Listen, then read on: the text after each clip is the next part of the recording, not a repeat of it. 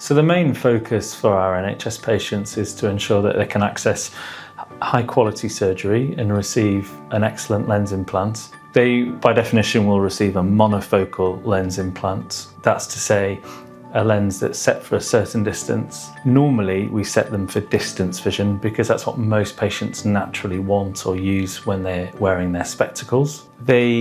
There are a small subset of patients that may want to be corrected for near because they've always had near focus. If they're naturally short-sighted and like to read unaided, then we can keep that, and they would still need glasses for distance. So we have to make a very definite decision as to where to focus them.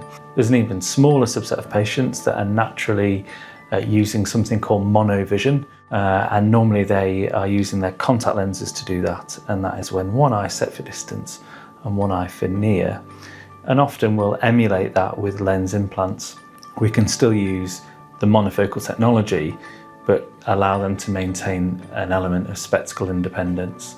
Our main focus is to improve their vision once they update their spectacles, rather than trying to reduce or chase away the need for spectacles. When we can, we may try to reduce some mild amounts of astigmatism based on where we put our incisions for the surgery, but the main focus really is improving their vision once their glasses have been updated.